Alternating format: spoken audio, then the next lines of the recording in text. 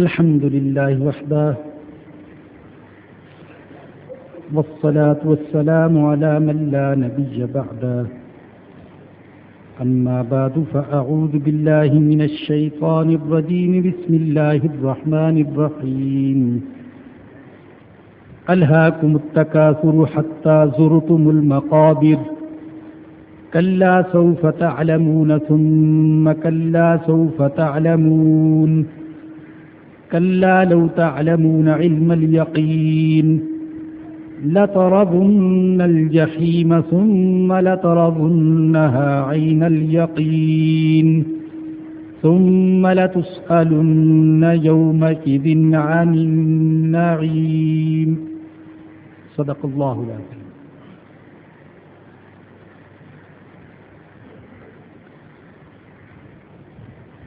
یہ سورہ جس کی آپ کے سامنے تلاوت کی گئی ہے اس کا نام سورہ تکاثر ہے، اس لیے کہ اس کی پہلی آیت کریمہ میں تکاثر کا لفظ آیا ہے، الہاکم التکاثر۔ اس میں 8 آیات ہیں اور اس سورہ میں انسان کی ایک نفسیاتی بیماری کو بیان کیا گیا ہے جو بعض انسانوں کو لاحق ہو جاتی ہے، اور اس بیماری کا نام تکاثر ہے۔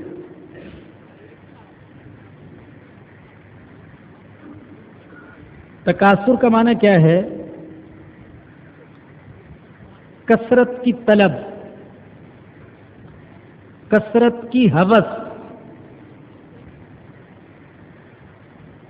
دنیا کے مال اور دولت کے اعتبار سے ایک دوسرے سے آگے بڑھنے کا جذبہ، معیار زندگی کی بلندی اور بلندی،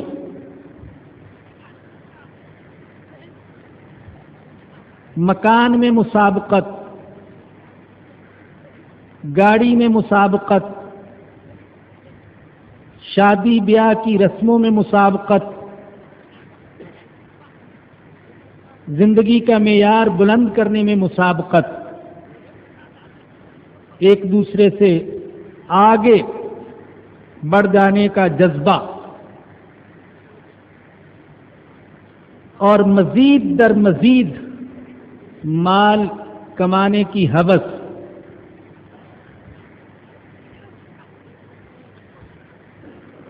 یہ تو تکاثر کا معنی ہے۔ ویسے آپ سنتے رہتے ہیں، اکثر عرض کرتا ہوں کہ مال و دولت کمانے سے اسلام نے منع نہیں کیا ہے، بلکہ بعض صورتوں میں تو ترغیب دی گئی ہے۔ تجارت کر کے، محنت مزدوری کر کے، ملازمت کر کے بیوی بچوں، والدین اور دوسرے قریبی عزیزوں کے حقوق ادا کرنا یہ لازم ہے، اور جب نیک نیتی کے جذبے سے محنت کرے گا، رزق حلال کمائے گا، چوکیدارا کرے گا، ٹوکری اٹھائے گا، ٹھیلا لگائے گا، دکان کھولے گا، کوئی ملازمت کرے گا، کوئی صنعت اور فیکٹری لگائے گا، تو یہ کام اللہ کے ہاں دین شمار ہوں گے، نیکی شمار ہوں گے، اس پر بھی اسے صلہ اور اجر ملے گا۔ تو ضروریات زندگی پوری کرنے کے لیے اور واجب حقوق کی ادائیگی کے لیے مال کمانا اور چیز ہے، اور مال کی ہرس اور ہوس میں مبتلا ہو جانا یہ اور چیز ہے. تو یہاں حرص اور ہوس کو بیان کیا گیا ہے. الہاکم التکاثر، تمہیں تکاثر نے غافل کر دیا ہے، کثرت کی طلب نے اور زیادہ مال کمانے کی ہوس نے تمہیں غافل کر دیا، فرائض سے غافل کر دیا، حقوق سے غافل کر دیا، نماز سے غافل کر دیا، اللہ کے ذکر سے غافل کر دیا، آخرت کی زندگی سے غافل کر دیا. اور یہ بیماری جن لوگوں کو لاحق ہو جاتی ہے، یہ تکاثر کی بیماری، مال و دولت کی حرص اور ہوس کی بیماری، تو پھر ان کا علاج بڑا مشکل ہوتا ہے. ایسا نہیں ہے کہ ان کو زیادہ مال مل جائے تو پھر ان کی حرص اور ہوس ختم ہو جائے گی اور اس بیماری کا علاج ہو جائے گا، یہ تکاثر کی بیماری ان کے اندر سے ختم ہو جائے گی. نہیں، جتنا مال بڑھتا جاتا ہے اتنی ہی یہ بیماری بھی بڑھتی چلی جاتی ہے. جیسے ایک بیماری ہوتی ہے جس کو جوع البقر کہتے ہیں. جوع البقر کا معنی تو یہ ہے کہ گائے جیسی بھوک. بعض لوگوں کو بھوک کی بیماری لاحق ہو جاتی ہے، وہ جتنا بھی کھاتے ہیں پیٹ نہیں بھرتا. بعض لوگوں کو پیاس کی بیماری لاحق ہو جاتی ہے، وہ جتنا بھی پیتے ہیں پیٹ پھٹنے کو آ جاتا ہے لیکن پیاس ختم نہیں ہوتی ہے. تو ایسے ہی جن لوگوں کو تکاثر کی بیماری، مال و دولت کی حرص اور ہوس کی بیماری لاحق ہو جاتی ہے تو جتنا زیادہ مال آتا جاتا ہے اتنی ہی یہ بیماری بڑھتی چلی جاتی ہے، گھٹتی نہیں ہے. بخاری شریف کی ایک حدیث میں حضور اکرم صلی اللہ علیہ وسلم نے فرمایا، حضرت انس رضی اللہ عنہ سے روایت ہے کہ آپ نے ارشاد فرمایا، لو ان لابن آدم وادیا من ذهب احب ان يكون له وادیان، اگر انسان کو سونے کی ایک وادی مل جائے، دو پہاڑوں کے درمیان جو وادی ہوتی ہے پوری وادی سونے سے بھری ہوئی مل جائے تو اس کے اندر یہ خواہش پیدا ہوگی کہ کاش دو وادیاں مل جائے. بلن یملا افاہ الا التراب، اور فرمایا کہ اس کے منہ کو، اس کے پیٹ کو قبر کی مٹی کے سوا کوئی چیز نہیں بھر سکتی. وَيَتُوبُ اللَّهُ عَلَى مَن تَابَ، اللہ جسے چاہے توبہ کی توفیق دے، جسے چاہے اس بیماری سے بچا لے، وگرنہ مال و دولت کی کثرت اس بیماری کا علاج نہیں ہے. اور جسے اللہ توفیق دے اس کے پاس بقدر ضرورت ہوگا لیکن وہ اپنے دل کے اندر ایک غنا محسوس کرے گا، قناعت محسوس کرے گا. اسی بات کو ایک دوسری حدیث میں، وہ بھی بخاری شریف کی حدیث ہے، اس میں حضور اکرم صلی اللہ علیہ وسلم نے فرمایا، لیس الغنا عن کثرت العرض ولکن الغنا غنى النفس، مال و دولت کی کثرت کا نام غنا اور مالداری نہیں ہے، بلکہ مالداری کا تعلق تو انسان کے نفس اور انسان کے دل کے ساتھ ہے. بعض لوگوں کے پاس بہت تھوڑا مال ہوتا ہے لیکن وہ دل کے غنی ہوتے ہیں. خود ہمارے آقا حضرت محمد الرسول اللہ صلی اللہ علیہ وسلم آپ دل کے غنی تھے. ایسا بھی ہوتا تھا کہ گھر میں پکانے کو کچھ نہیں ہے، کھانے کو کچھ نہیں ہے، کئی دن سے فاقے پڑ رہے ہیں، لیکن آپ ضرورت مندوں اور حاجت مندوں اور فقراء اور غرباء کے کام کر رہے ہوتے تھے. تو آپ دل کے غنی تھے. یہ دل کی غنا جس کو حاصل ہو جائے تو وہ اس بیماری سے بچ سکتا ہے، لیکن اگر دل کی غنا حاصل نہ ہو تو پھر اس بیماری کا علاج نہیں ہو سکتا۔ احیاء العلوم میں ایک روایت نقل کی امام غزالی رحمۃ اللہ علیہ نے کہ حضور اکرم صلی اللہ علیہ وسلم نے فرمایا کہ ان قریب میری امت کو بھی وہ بیماری لاحق ہو جائے گی جو بیماری پہلی امتوں کو لاحق ہوئی۔ پوچھا گیا یا رسول اللہ پہلی امتوں کی بیماری کون سی ہے؟ اللہ کے نبی نے فرمایا الاشر والبطر والتکاثر والتنافس فی الدنیا والتباعد والتحاسد، پہلی امتوں کو جو بیماری لاحق ہوئی وہ تکبر کی بیماری، اکڑنے کی بیماری، اترانے کی بیماری، تکاثر کی بیماری، کثرت کی طلب کی بیماری، دنیا میں ایک دوسرے سے آگے بڑھ جانے کی بیماری، آپس میں حسد کرنے کی بیماری، اور جب یہ بیماری ہوئی تو پھر وہ ایک دوسرے پر زیادتیاں کرنے لگے اور پھر ان کے درمیان قتل و قتال کا سلسلہ شروع ہو گیا۔ اگر آپ غور فرمائیں تو حضور اکرم صلی اللہ علیہ وسلم کی یہ حدیث آج ہمارے حالات پر بالکل صادق آ رہی ہے۔ اکڑنے کی بیماری، اترانے کی بیماری، تکبر کی بیماری، حسد کی بیماری، ایک دوسرے سے دور ہونے کی بیماری، اور دنیا کے اعتبار سے ایک دوسرے سے آگے بڑھ جانے کی بیماری، اور اس بیماری نے ہمیں سرکشی تک، ظلم و زیادتی تک، چوری اور ڈکیتی تک، ایک دوسرے کے حقوق غصب کرنے تک، ایک دوسرے کے حقوق دبا لینے تک، اور پھر ایک دوسرے کی جان کھیل لینے تک پہنچا دیا۔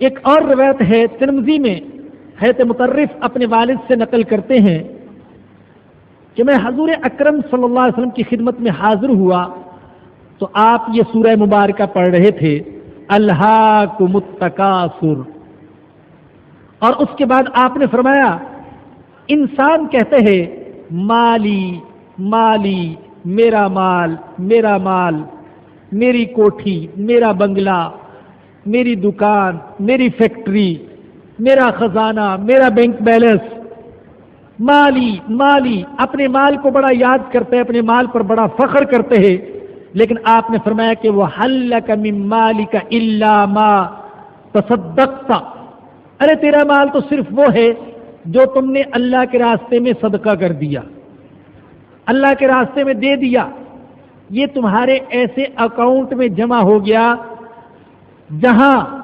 بڑھوتری تو ہے لیکن وہاں گھاٹا اور نقصان نہیں ہے۔ او اکلت فافنیت، یا تمہارا مال وہ ہے جو تم نے کھا لیا اور ختم کر دیا۔ او لبست فابلیت، یا تمہارا مال وہ ہے جو تم نے پہن لیا اور پرانا کر دیا۔ تمہارا مال تو یہ ہے، باقی تو تمہارے ورثہ کا مال ہے، اور ورثہ تمہارے مال کے ذریعے سے کیا کریں گے؟ ممکن ہے کہ یہ مال ان کو آپس میں لڑا دے، یہ مال ان کے درمیان نفرتیں پیدا کر دے، ممکن ہے کہ یہ مال ان کے اندر بے دینی پیدا کر دے، ان کے اندر فحاشی اور عریانیت پیدا کر دے۔ باپ کا محنت سے کمایا ہوا مال تھا، لاپرواہ اور بگڑی ہوئی اولاد کے ہاتھ آیا، وہ فحاشی اور عریانیت کے راستے پر چل پڑی اور چند برسوں میں اڑا کر کنگلے اور فقیر ہو گئے۔ تو فرمایا کہ تمہارا تو یہ مال نہیں ہے جس مال پر تم فخر کرتے ہو، تمہارا مال تو صرف وہ ہے جو تم اللہ کے راستے میں خرچ کرتے ہو، یا تم جو کھا لیتے ہو، یا تم جو پہن لیتے ہو، باقی تمہارا مال نہیں ہے۔ تو عرض یہ کر رہا تھا کہ یہ تکاثر کی بیماری، مال کی کثرت کی طلب کی بیماری جس کو لاحق ہو جائے تو اس بیماری کا کوئی علاج نہیں ہے۔ بسا اوقات اس بیماری میں مبتلا انسان اپنے خونی رشتوں کو بلا دیتا ہے. یہ بیماری اس کی دینداری کو تباہ کر دیتی ہے. آپ اخبارات اٹھا کر دیکھیے، ایسی ایسی خبریں ملتی ہیں، سگے بھائیوں کے خون سے ہاتھ رنگتے ہیں، سگی بہنوں کو قتل کرتے ہیں، بعض اوقات ماں باپ کو قتل کر دیا اس مال کی خاطر. تو یہ بیماری انسان کے لیے ایسی نقصان دہ کہ اس کے دین کو تباہ کر دیتی ہے. ایک حدیث میں ترمذی شریف کی روایت ہے، حضرت کعب بن مالک رضی اللہ عنہ سے روایت ہے کہ رسول اکرم صلی اللہ علیہ وسلم نے فرمایا کہ 2 بھوکے بھیڑیے اگر بکریوں کے ریوڑ میں چھوڑ دیے جائیں تو اتنا نقصان نہیں کرتے جتنا کہ نقصان مال و دولت کی ہرس انسان کے دین کا کرتی ہے. جب مال و دولت کی ہرس میں مبتلا ہو گیا تو پھر وہ حلال اور حرام، جائز اور ناجائز کے تقاضوں کو فراموش کر دیتا ہے. الہاکم التکاثر، اے انسانوں تمہیں غفلت میں ڈال رکھے ہے تکاثر کی بیماری نے، کثرت کی طلب کی بیماری نے. کوئی حد ہی نہیں کہ ایک حد ہو کہ یہاں تک مجھے مل جائے تو صبر آ جائے گا. نہیں، مزید در مزید کی خواہش میں مبتلا ہے، اور مال گویا کہ ضروریات کے لیے حاصل نہیں کر رہا، بلکہ مال برائے مال، صرف مال کے لیے، نام و نمود کے لیے، دوسروں سے آگے بڑھنے کے لیے.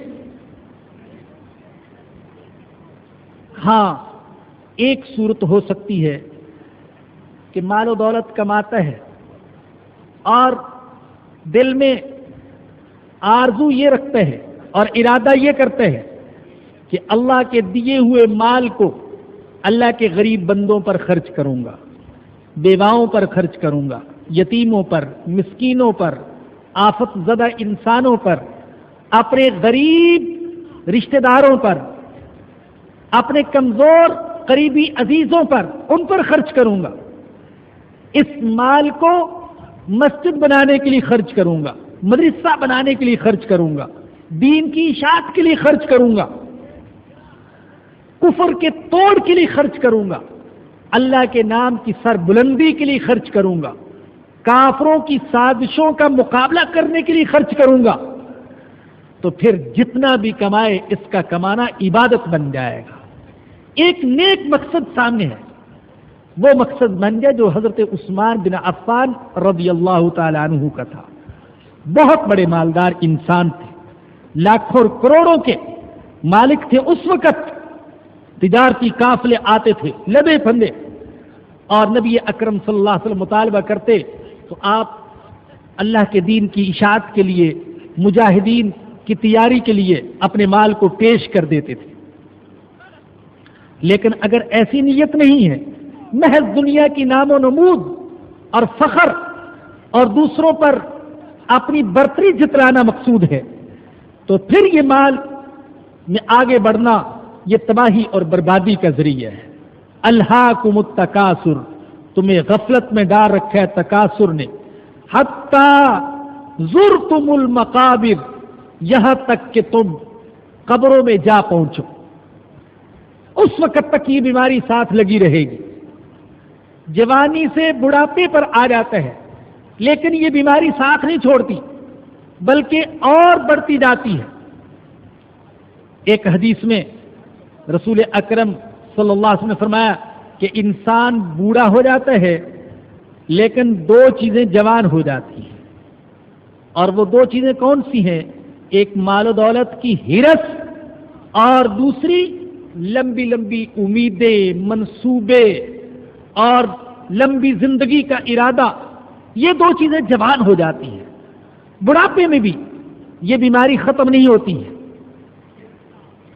اس وقت تک یہ بیماری ساتھ لگی رہے گی جب تک کہ یہ قبر میں جا نہیں پہنچتا. اور آپ جانتے ہیں کہ قبر میں یہ مال و دولت ساتھ نہیں جائے گا. بلکہ قبر میں تو اعمال اور ایمان ساتھ جائیں گے۔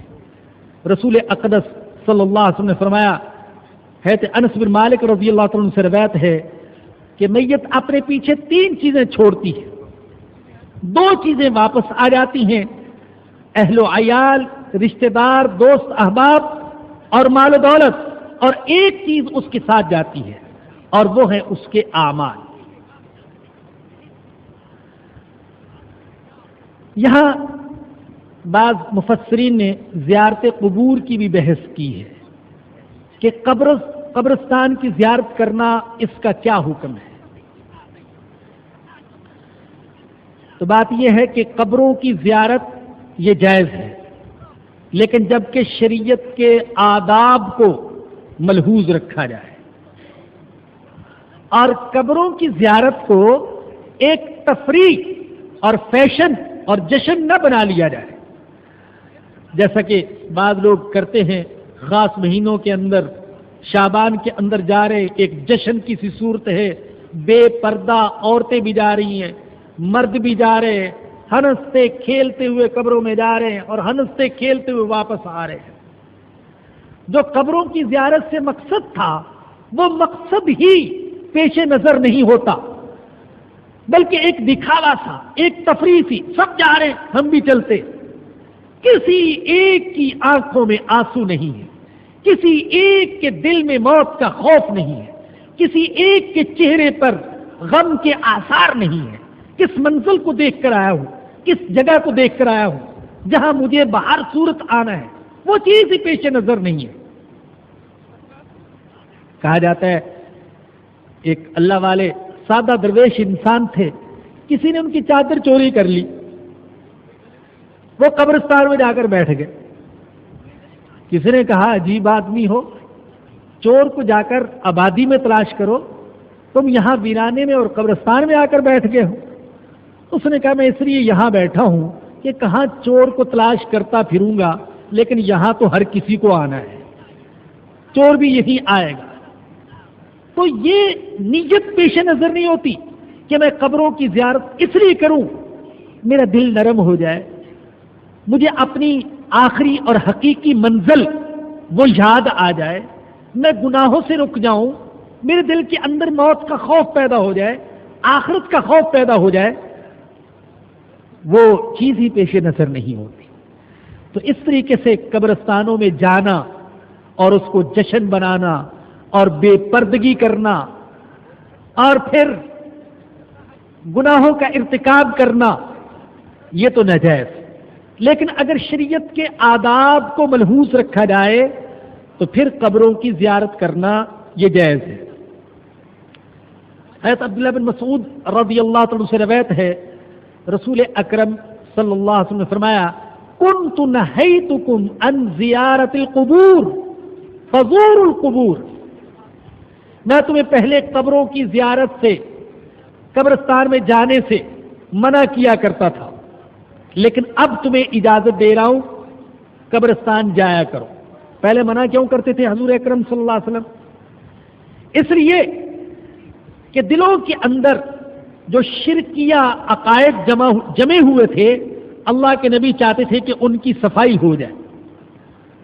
قبروں والوں سے امیدیں رکھتے تھے، ان سے مانگتے تھے، سجدے کرتے تھے اور نظر نیازیں وہاں چڑھاتے تھے۔ تو اللہ کے نبی چاہتے تھے کہ شرکیہ عقائد کی نفرت دلوں میں بیٹھ جائے، عقیدہ توحید دلوں کے اندر جم جائے، اور جب دیکھا کہ واقع عقیدہ توحید دلوں کے اندر جم گیا، اللہ کے ماں سوا سے امیدیں دل سے نکل گئیں، بتوں سے امیدیں دل سے نکل گئیں، قبروں والوں سے امیدیں دلوں سے نکل گئیں، غیر اللہ کی امیدیں دلوں سے نکل گئیں۔ کیسے نکلی؟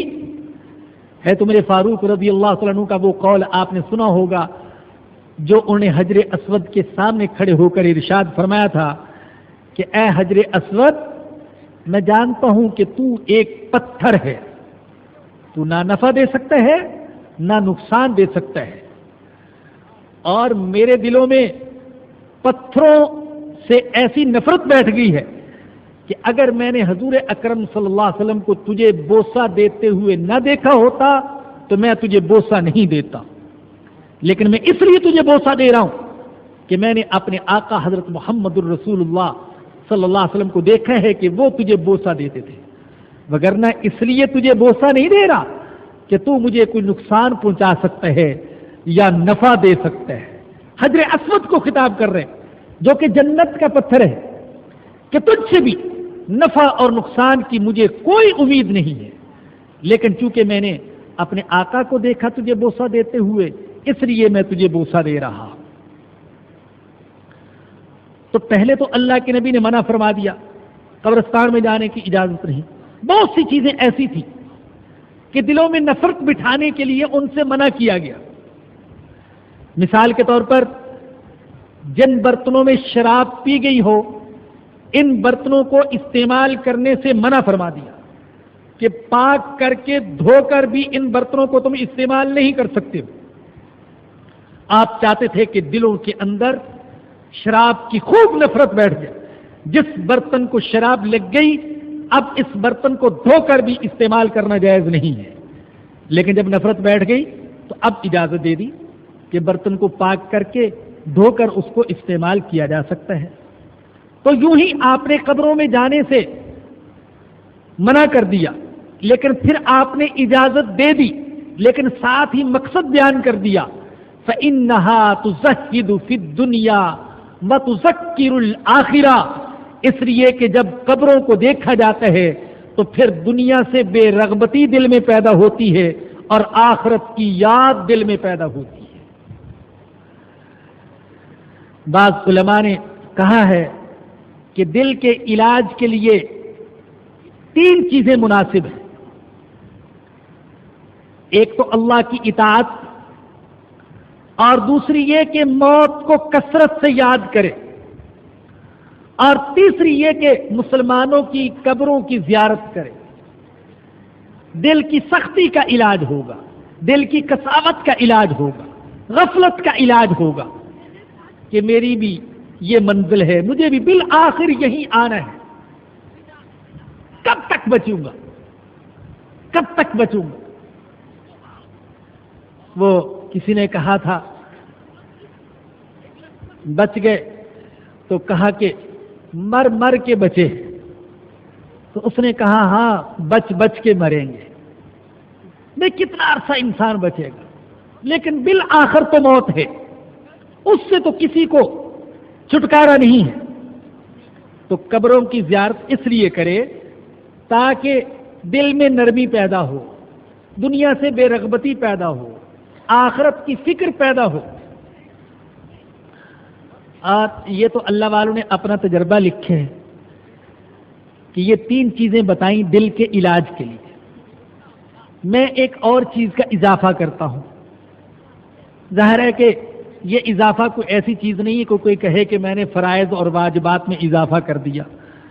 میرا ناقص تجربہ یہ ہے کہ کبھی کبھی ہسپتالوں کا بھی چکر لگانا چاہیے، ہسپتالوں میں پڑے ہوئے بیماروں کو دیکھنا چاہیے کہ ہسپتالوں کا چکر لگانے سے بھی اللہ یاد آتا ہے اور دل نرم ہوتا ہے، اور اللہ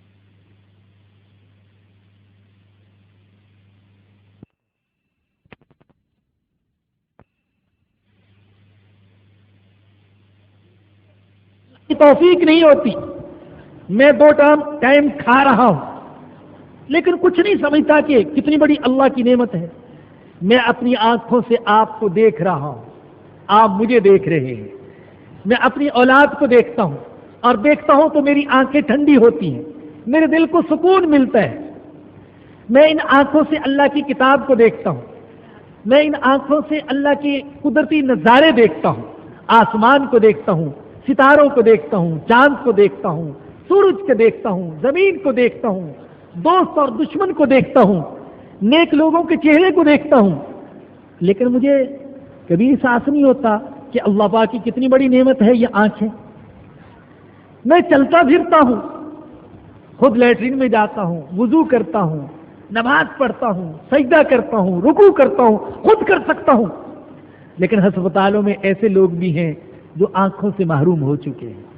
ایسے لوگ بھی ہیں جو کئی سالوں سے بستر پر پڑے ہوئے، جسم گل گئے، بستر پر لیٹے لیٹے، اللہ اکبر، سوراخ ہو گئے جسم، کروٹ نہیں بدل سکتے، پیشاب پخانے سے عاجز، لیٹرین میں نہیں جا سکتے، چاہتے ہیں سجدہ کرنا لیکن سجدہ نہیں کر سکتے، اللہ اکبر، چاہتے ہیں رکوع کرنا لیکن رکوع نہیں کر سکتے، چاہتے ہیں عبادت کرنا لیکن نہیں کر سکتے، ایسی بیماری میں مبتلا ہے، ایسی تکلیف میں مبتلا ہے، تو کبھی کبھی ہسپتالوں کا بھی چکر لگایا کریں، اور ان میں سے جو دکھی اور بے سہارا لوگ ہیں ان کے کام آیا کریں، ان کے دکھ درد میں شرکت کیا کریں۔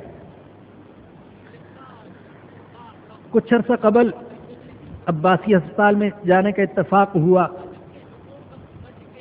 لوگ ہیں ان کے کام آیا کریں، ان کے دکھ درد میں شرکت کیا کریں۔ کچھ عرصہ قبل عباسی ہسپتال میں جانے کا اتفاق ہوا، اور بھی مریض تھے، میں تو ایک خاص مریض کی عیادت کے لیے گیا، ایک نوجوان خوبصورت لڑکا، اور کسی بدبخت نے اس کے چہرے پر تیزاب ڈال دیا، آنکھوں کی بینائی بھی ختم ہو گئی، چہرے کی حیت بگڑ گئی، وہ جو یاقوتی لب تھے وہ نیچے لٹک گئے، ایک اوپر چلا گیا، بدصورت بن گیا۔ اس کی عیادت کے لیے گیا، ہمارے محلے کا وہ غریب سا بچہ تھا، تو پتہ چلا کہ یہاں قریب میں دوسرے کمرے میں ایک بچہ 3 سال سے پڑا ہوا ہے، کسی پکوڑے کی دکان پر کام کرتا تھا، اور اتفاق سے نیچے جھکا چولہا سیدھا کرنے کے لیے، تو کھولتا ہوا تیل اس کے جسم پر آ پڑا، اور اس کا جسم جل گیا، اور ٹانگیں آپس میں ایسے جڑ گئی جیسے ایک ہی ٹانگ ہوتی ہے۔ اور خود غرضی کو دیکھیے کہ پتہ چلا کہ 3 سال کے عرصے میں اور کوئی رشتہ دار تو اس کی عیادت کے لیے کیا آئے گا، ماں باپ بھی صرف 2 یا 3 بار آئے ہیں، وگرنہ پوچھا ہی نہیں۔ تو بھائی ان چیزوں کو دیکھ کر اللہ کا شکر ادا کیا جائے۔ میں بیمار ہو گیا ہوں، کوئی تکلیف ہو گئی، میری بیوی میرے درد میں شریک ہے، میری والدہ میرے درد میں شریک ہے، میری اولاد میرے درد میں شریک ہے، میرے دوست احباب میرے درد میں شریک ہیں، کتنے ہیں ایسے بھی کہ جن کے درد میں کوئی بھی شریک نہیں ہے، تو ایسوں کے درد میں شریک ہوا جائے۔ اخبار میں پچھلے دنوں پڑھا، آج حال یہ ہے کہ بعض لوگ مجبوری کی بنا پر اپنا خون تک بیچ رہے، اپنے گردے تک بیچ رہے۔ اس میں شک نہیں کہ ان میں سے بہت سے ہیروئن کی اور نشے کے عادی افراد بھی ہیں، لیکن بعض ایسے بھی ہیں جو اپنی مجبوریوں کی بنا پر یہ کر رہے ہیں۔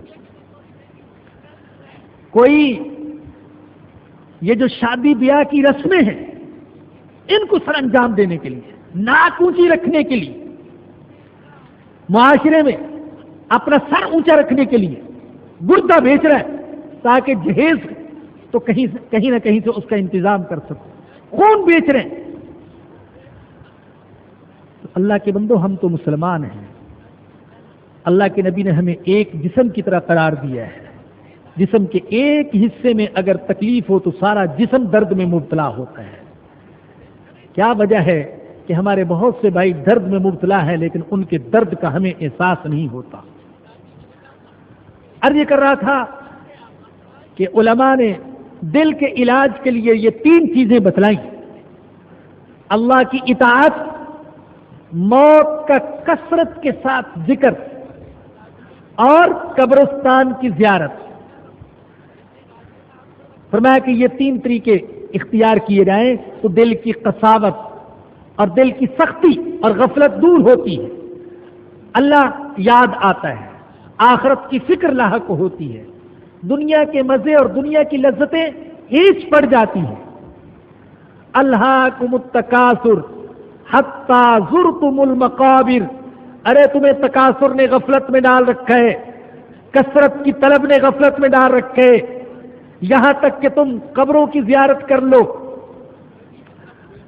ایک عجیب بات آج ذہن میں آ رہی تھی، وہ عرض کر دوں کہ یہ جو فرمایا کہ تمہیں تکاثر نے غفلت میں ڈال رکھا ہے، کثرت کی طلب، دنیا کی کثرت کی طلب، اس نے دین سے غافل کر دیا تم کو۔ لیکن بعض ایسے خوش نصیب بھی ہوتے ہیں جن کو دین کی کثرت کی طلب، نیکیوں کی کثرت کی طلب، اللہ کی رضا کی طلب اور آخرت کی تیاری کی فکر دنیا سے غافل کر دیتی ہے۔ ایسے خوش نصیب بھی ہوتے ہیں، اللہ اکبر۔ اور بعض لوگ جو ایسوں کو دیکھتے ہیں تو ان کی سمجھ میں نہیں آتا ان کی عقل کو کیا ہو گیا ہے، یہ کس کام میں لگے ہوئے ہیں، کیا فائدہ اس کا؟ یہ جو دین میں لگے ہوئے ہیں، دین کی دعوت میں لگے ہوئے ہیں، دین کی تبلیغ میں لگے ہوئے ہیں، دین کی فکر میں لگے ہوئے ہیں، اس کا کیا فائدہ؟ وہ اس کو بے فائدہ اور فضول کام سمجھتے ہیں۔ بعض لوگوں کی تو عقل ایسے جواب دے جاتی ہے، وہ یہ سمجھتے ہیں کہ جو دین کا کام کر رہے ہیں یہ سب معاذ اللہ یہودیوں عیسائیوں کے سرمایے سے کر رہے ہیں۔ بعض ایسے لوگ بھی جن کی ایسی گھٹیا سوچ۔ پچھلے دنوں جمعہ پڑھاتے ہوئے ایک صاحب نے پرچہ بھیجا سوال کے لیے، تو اس میں لکھا ہوا تھا کہ سنا یہ ہے کہ یہ تبلیغی جماعت والے جو ہیں ان کو امریکہ مدد دیتا ہے اور اس کے سرمایے سے یہ ملک میں اور بیرون ملک تبلیغ کے لیے جاتے ہیں۔ اللہ اکبر۔ یعنی ان کی سمجھ میں یہ بات نہیں آتی کہ کوئی شخص اللہ کی رضا کے لیے اپنی جیب سے پیسہ خرچ کر کے اللہ کے دین کے لیے جا سکتے ہیں۔ ارے یہودیوں اور عیسائیوں کی لیٹرینیں صاف کرنے کے لیے، ان کی گاڑیاں صاف کرنے کے لیے، ان کی سڑکوں پر جھاڑو دینے کے لیے، ان کے کتوں کو ناشتہ کرانے کے لیے اور غلیظ لوگوں کی خدمت کے لیے اور ان کے بوٹ پالش کرنے کے لیے تو جا سکتے ہیں۔ یہ بات ان کی سمجھ میں آتی ہے، لیکن یہ سمجھ میں نہیں آتی کہ کوئی لوگ ایسے بھی ہیں جو دین کے لیے اور اللہ کی رضا کے لیے جاتے ہیں۔ یہ بات سمجھ میں نہیں آتی مسلمان۔ آج دنیا مسلمان کے ذہن پر اتنا چھا گئی کہ وہ سمجھتے کہ جو دین کا کام کر رہا ہے تو یہ تو ہو نہیں سکتا کہ کوئی اللہ کی رضا کے لیے کر رہا ہو، یہ کوئی غیر ملکی سرمایہ سے چل رہے ہیں۔ مجاہدین شہید ہو رہے ہیں، یہ غیر ملکی سرمایہ کام کر رہا ہے۔ ارے اللہ کا بندہ، اس مجاہد نے جان دی ہے 1 لاکھ لے کر 2 لاکھ لے کر، آپ بیوقوف میں تجھے 5 لاکھ دیتا ہوں، تو بھی گولی کھا کر دکھا، پتا چلے کہ واقعی چند روپوں کی خاطر اپنی جان دی جا سکتی ہے۔ الحمدللہ آج بھی ایسے لوگ موجود ہیں جو اللہ کا دیا ہوا سرمایہ اللہ کی رضا کے لیے اللہ کے دین پر خرچ کر رہے ہیں۔ اگر ایسے لوگ بالکل ختم ہو جاتے تو قیامت آ جاتی۔ ہاں الحمدللہ آج بھی یہ مسجد آباد ہے، ایک سے بڑھ کر ایک مسجد تعمیر ہو رہی ہے۔ حکومت مدرسے بند کرنا چاہتی ہے اور ہر سال سینکڑوں مدرسے اور کھل جاتے ہیں۔ الحمدللہ دین کی دعوت پھیلتی چلی جاتی ہے اور ان کی سمجھ میں نہیں آتا یہ کیسے ہو رہا ہے۔ یہ اللہ دلوں میں پیدا کر رہا ہے، خدا کی قسم اللہ پیدا کر رہا ہے۔ یہ میرے اور آپ کے بس کی بات نہیں ہے کہ کسی کے دل میں یہ جذبہ پیدا کر سکے کہ تم اپنے خون پسینے کی کمائی کو اللہ کے دین پر لگا دو۔ تو عرض کر رہا تھا کہ بڑے بد نصیب ہیں وہ لوگ جن کو دنیا کی کثرت کی طلب، حرص اور ہوس دین سے غافل کر دیتی ہے، اور بڑے خوش نصیب ہیں وہ لوگ جن کو نیکیاں کمانے کی طلب اور آخرت میں مرتبہ اور مقام حاصل کرنے کی فکر اور اللہ کی رضا کا جذبہ دنیا سے غافل کر دیتا ہے۔ الہاکم التکاثر حتی زرتم المقابر، تمہیں تکاثر نے غفلت میں ڈال رکھے ہیں، اور یہ اس وقت تک غفلت رہے گی جب تک کہ تم قبر میں نہیں پہنچ جاتے۔ یہ حرص و ہوس اس وقت تک رہے گی جب تک کہ تم قبر میں نہیں جا پہنچتے۔ کلا سوف تعلمون ہرگز نہیں، ان قریب جان لوگے۔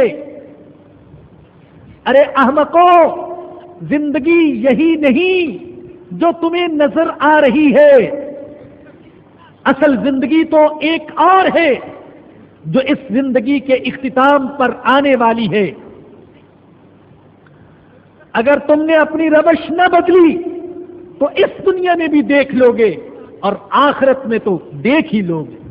کلا سوف تعلمون ثم کلا سوف تعلمون، ہرگز نہیں، ان قریب تم جان لو گے، پھر ہرگز نہیں، ان قریب تم جان لو گے۔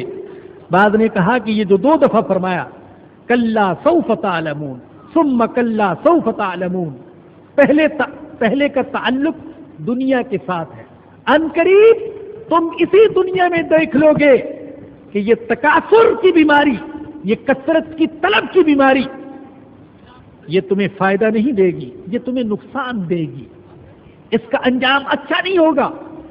ثم کلا سوف تعلمون، پھر آخرت میں بھی جان لو گے۔ اور بعض حضرات نے کہا کہ یہ تاکید کے لیے فرمایا، ہرگز نہیں، ان قریب جان لو گے، ان قریب تمہیں پتہ چل جائے گا۔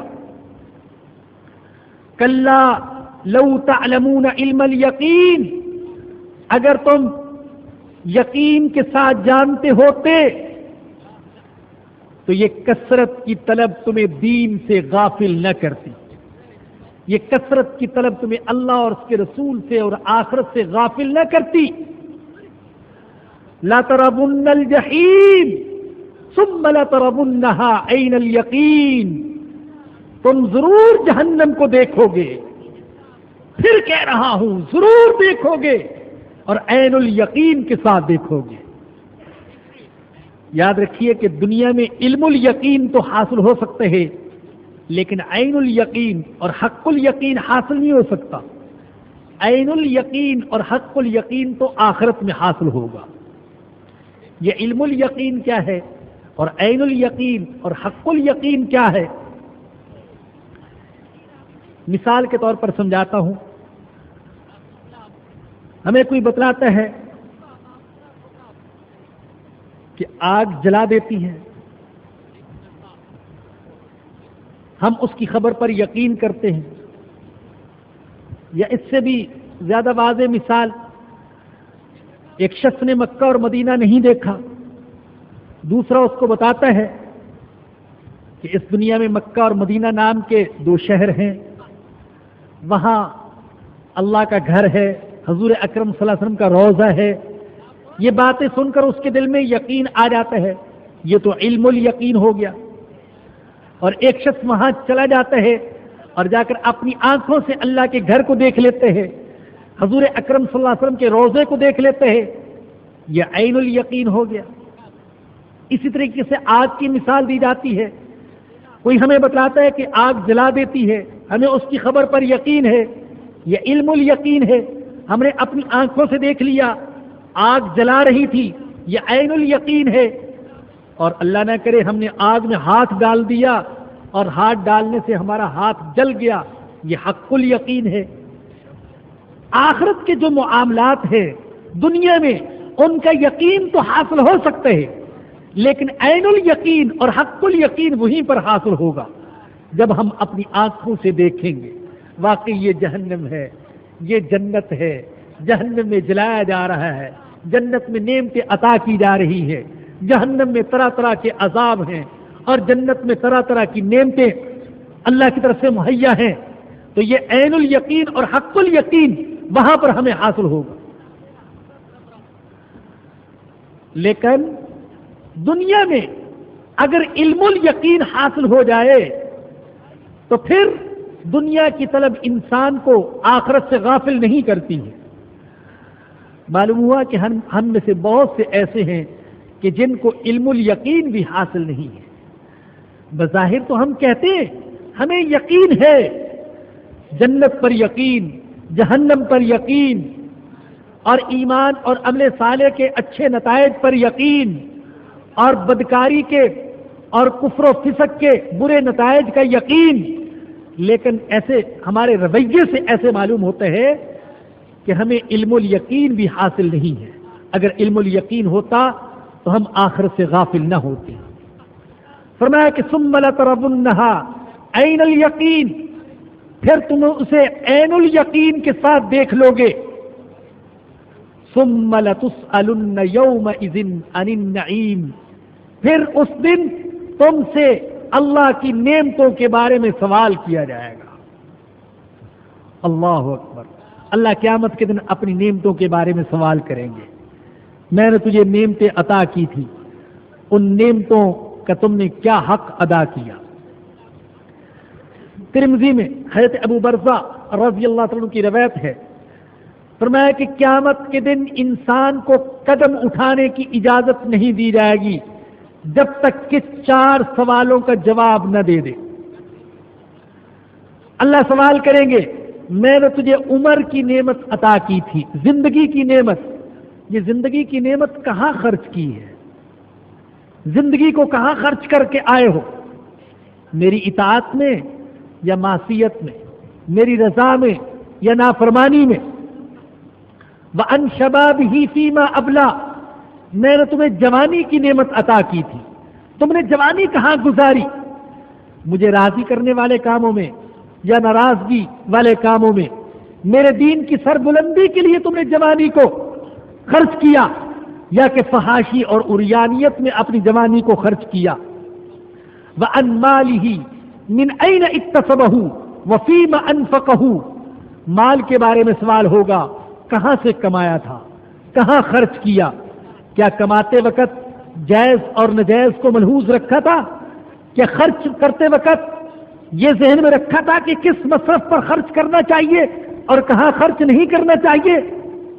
وَأَنْ عِلْمِهِ مَاذَا عَمِلَ بِهِ، اور علم کے بارے میں سوال ہوگا کہ علم پر کتنا عمل کیا تھا. کیا علم حاصل کیا دنیا میں شہرت کے لیے، مال کمانے کے لیے، دکھانے کے لیے، یا علم پر عمل بھی کیا تھا؟ ان 4 سوالوں کا فرمایا کہ جب تک جواب نہیں دے دے گا اس وقت تک کسی کو قدم اٹھانے کی اجازت نہیں ہوگی. کیسے خوش نصیب ہوں گے جو ان سوالوں کا مثبت جواب دے کر جنت کے حقدار ہوں گے. اے اللہ تو نے عمر عطا کی تھی، وہ عمر تیری اطاعت میں گزار دی. اے اللہ تو نے جوانی عطا کی تھی، جوانی عفت و عصمت کے ساتھ گزار دی. اے اللہ تو نے مال عطا کیا تھا، اے اللہ مال تیری رضا کے مطابق میں نے خرچ کیا. اور اے اللہ تو نے علم عطا کیا تھا، علم کے تقاضوں پر میں نے عمل کیا. اور کیسے بد نصیب ہوں گے کہ جو ان سوالوں کا مثبت جواب نہیں دے سکیں گے. اور علماء فرماتے ہیں کہ یہ سوال تو مومن سے بھی ہوگا اور سوال کافر سے بھی ہوگا. یہ سوال اللہ کے اولیاء سے بھی ہوگا اور یہ سوال اللہ کے دشمنوں سے بھی ہوگا. لیکن اللہ کے اولیاء سے جو سوال ہوگا تو ان کی عزت بڑھانے کے لیے، تشریف اور تقریب کے لیے، اور اللہ کے دشمنوں سے سوال ہوگا ان کی تذلیل اور تحقیر کے لیے. اللہ اپنے نیک بندوں سے سوال کریں گے. اللہ تو جانتے ہیں، اللہ اس لیے نہیں سوال کریں گے کہ اللہ جانتا نہیں ہے. اللہ جانتا ہے میرے اس بندے نے اپنی ساری زندگی میری اطاعت میں گزاری، جوانی میرے دین کے لیے قربان کر دی، مال میرے دین کی سربلندی کے لیے خرچ کرتا رہا. اللہ جانتا ہے، لیکن اللہ سوال کرے گا سارے انسانوں کے سامنے اس کی عزت کو بڑھانے کے لیے، لوگوں کو دکھانے کے لیے، دیکھو یہ میرا بندہ ہے، اس نے کس طریقے سے زندگی گزاری. اور اپنے نافرمانے سے جو اللہ سوال کرے گا تو تذلیل اور تحقیر کے لیے، ان کو ذلیل کرنے کے لیے، سب کے سامنے رسوا کرنے کے لیے. اور امام جعفر صادق رحمہ اللہ فرماتے ہیں کہ قیامت کے دن جن نعمتوں کے بارے میں سوال ہوگا ان میں قرآن بھی ہے اور حضور اکرم صلی اللہ علیہ وسلم کی ذات مبارک بھی ہے. اللہ اکبر. اللہ کہیں گے میں نے تمہیں قرآن جیسی نعمت عطا کی تھی، قرآن جیسی عظیم کتاب عطا کی تھی، تم نے اس کے حقوق کہاں تک ادا کیے تھے؟ اور تمہیں میں نے کائنات کے سردار اور اپنے محبوب محمد صلی اللہ علیہ وسلم کی غلامی کا شرف عطا کیا تھا، ان کی امت میں تمہیں پیدا کیا تھا، تم نے امتی ہونے کا حق کہاں تک ادا کیا؟ فرمایا کہ ان دو نعمتوں کے بارے میں بھی سوال ہو، ساری چھوٹی اور بڑی نعمتوں کے بارے میں سوال۔ حضرت عمر رضی اللہ عنہ سے روایت ہے، جب یہ آیت کریمہ اتری جس میں فرمایا گیا کہ قیامت کے دن تم سے نعمتوں کے بارے میں سوال کیا جائے گا، تو بعض صحابہ کرام نے عرض کیا، اے اللہ کے رسول، ای نعیم نسأل عنہ، یا رسول اللہ، اے اللہ کے رسول، ہم سے کون سی نعمتوں کے بارے میں سوال ہوگا؟ حالت یہ ہے ہمیں ہمارے گھروں سے نکال دیا گیا، ہم سے ہمارے اموال چھین لیے گئے، بعض اوقات کھانے کو بھی نہیں ہوتا، تو کون سی نعمتیں ہیں ہمارے پاس جن کے بارے میں سوال ہوگا؟ اللہ کے نبی نے کیا فرمایا؟ اللہ اکبر، فرمایا کہ ظلال المساکن والاشجار والاخبیاء، فرمایا کیا تمہیں مکان کا سایہ میسر نہیں ہے؟ کیا تمہیں درختوں کا سایہ میسر نہیں؟ کیا تمہیں ایسے خیمے میسر نہیں جو تمہیں گرمی اور سردی سے بچاتے ہیں؟ اور گرمی کے دنوں میں کیا تمہیں ٹھنڈا پانی میسر نہیں؟ ان نعمتوں کے بارے میں سوال ہوگا۔ اللہ اکبر، صحابہ میں جو فقراء اور غرباء تھے، اللہ کے نبی ان کو یہ نعمتیں بتا رہے ہیں، چھت کا سایہ میسر ہے تمہیں، درخت کا سایہ میسر ہے، خیمے میں تم رہتے ہو، وہ تمہیں گرمی اور سردی سے بچاتا ہے، اگر تمہیں گرمی میں ٹھنڈا پانی مل جاتا ہے، یہ اللہ کی کتنی بڑی نعمت ہے۔ لیکن میں اور آپ تو ذرا سوچیں کہ ہمیں اللہ کی کون کون سی نعمت میسر نہیں۔ اللہ اکبر، صحابہ کو تو صرف درختوں کے سائے اور چھت کے سائے اور خیمے کی رہائش اور گرمی میں ٹھنڈا پانی، اور ہم صبح آنکھ کھولنے سے لے کر رات کو سونے تک اللہ کی کتنی نعمتوں سے فیض یاب ہوتے ہیں۔ اگر اللہ نے ہم سے ان نعمتوں کے بارے میں سوال کر لیا کہ میں نے تمہیں اتنا نوازا تھا، تم نے ان نعمتوں کا کیا حق ادا کیا؟ فَبِأَيِّ آلَاءِ رَبِّكُمَا تُكَذِّبَانِ، تم اللہ کی کون کون سی نعمت کو جھٹلاؤ گے؟ سر سے لے کر پاؤں تک تم اللہ کی نعمتوں میں ڈوبے ہوئے ہو۔ کوئی ایک نعمت ہو تو اس کو جھٹلا دو، 10 نعمت ہوں ان کو جھٹلا دو۔ 31 بار اللہ نے سورہ رحمان میں سوال کیا ہے، فَبِأَيِّ آلَاءِ رَبِّكُمَا تُكَذِّبَانِ، تم اپنے رب کی کون کون سی نعمت کو جھٹلاؤ گے؟ بعض حضرات نے یہ سوال کیا ہے، اس چھوٹی سی صورت میں 31 بار یہ آیت آئی ہے اور یہ سوال آیا ہے، فَبِأَيِّ آلَاءِ رَبِّكُمَا تُكَذِّبَانِ۔ لیکن میں اپنی ناقص سوچ کے مطابق جب سوچتا ہوں تو میرا دل یہ کہتا ہے کہ اللہ کو 31 بار نہیں 31,000 بار سوال کرنا چاہیے، فَبِأَيِّ آلَاءِ رَبِّكُمَا تُكَذِّبَانِ، تم میری کون کون سی نعمت کو جھٹلاؤ گے؟ اللہ اگر 31,000 بار بھی یہ سوال کرے تو یہ سوال کرنا مناسب ہے، اللہ نے ہمیں اتنی نعمتوں سے نواز رکھا ہے۔ اور ایک حدیث میں آیا، رسول اکرم صلی اللہ علیہ وسلم نے فرمایا کہ جس شخص نے اپنے گھر میں امن اور سکون کے ساتھ صبح کی اور اس کو جسمانی صحت حاصل ہے اور اس کے پاس ایک دن کا کھانا موجود ہے، فَكَأَنَّمَا حِيزَتْ لَهُ الدُّنْيَا بِحَذَافِيرِهَا، تو وہ ایسا ہے کہ اس کو دنیا کی ساری نعمتیں میسر ہیں، امن اور سکون ہے، جسمانی صحت ہے، ایک دن کا کھانا ہے فرمایا تمہارے پاس، تو تمہیں تو اللہ پاک کی ساری نعمتیں میسر ہیں، اور کیا چاہتے ہو؟ اور ہمارے پاس تو میرے بزرگوں اور دوستوں سالوں کا کھانا موجود ہے، ہم نے تو سالوں کا انتظام کر رکھا ہے، صدیوں کا انتظام کر رکھا ہے، لیکن پھر بھی ہم ناشکر اور شکوہ کرنے والے پریشان ہیں، ہر وقت پریشانی کا رونا دھونا۔ اور ایک حدیث میں رسول اکرم صلی اللہ علیہ وسلم نے فرمایا کہ 2 نعمتیں ایسی ہیں کہ ان نعمتوں میں اکثر انسان خسارے میں۔ یہ کون سی 2 نعمتیں ہیں؟ ایک صحت تندرستی اور دوسری فراغت، یہ 2 نعمتیں۔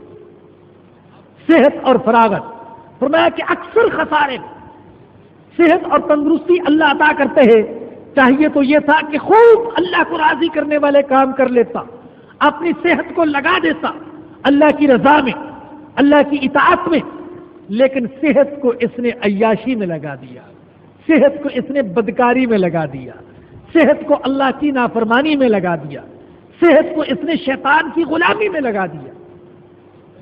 اور فراغت کے وقت کچھ فارغ تھا، چاہیے تھا کہ وقت فارغ ہے، ارے مصروف ہونے سے پہلے کچھ کر لو، لیکن اس فراغت کو اس نے ضائع کر دیا، اللہ کی نافرمانی میں ضائع کر دیا۔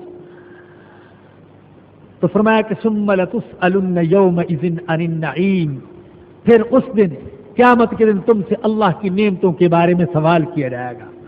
اللہ پاک مجھے اور آپ سب کو اس طریقے سے زندگی گزارنے کی توفیق عطا فرمائے کہ قیامت کے دن جب اللہ ہم سے اپنی نعمتوں کے بارے میں سوال کرے تو ہم عرض کر سکیں کہ اے اللہ، ہاں آپ نے بے شمار نعمتیں ہمیں عطا کی تھیں اور ہم نے ان نعمتوں کو آپ کی اطاعت میں خرچ کیے ہیں، معصیت اور نافرمانی میں خرچ نہیں کیا۔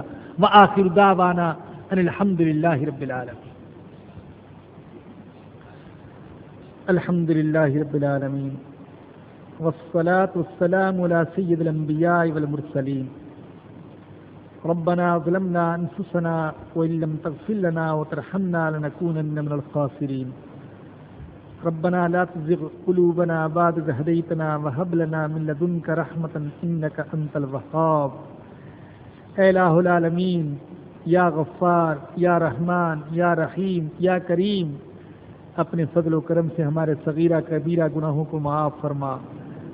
یا اللہ، جو زندگی باقی ہے وہ تیرے حکموں کے مطابق اور تیرے نبی کی اطاعت میں گزارنے کی توفیق نصیب فرما۔ اے اللہ ہمیں مال کی حرص اور حوث سے بچا لے، اے اللہ دین کی غفلت سے بچا لے، اے اللہ زندگی اس طریقے سے گزارنے کی توفیق عطا فرما کہ تو ہم سے راضی ہو جائے۔ یا اللہ تیری جو بے شمار نعمتیں ہمیں حاصل ہیں، یا اللہ ان نعمتوں کا شکر ادا کرنے کی توفیق نصیب فرما۔ اے اللہ آخرت کی فکر نصیب فرما، یا اللہ قبر کی فکر نصیب فرما، یا اللہ اپنا خوف ہمارے دلوں میں پیدا فرما، اے اللہ اپنی محبت ہمارے دلوں میں پیدا فرما اور اپنا خوف بھی ہمارے دلوں میں پیدا فرما۔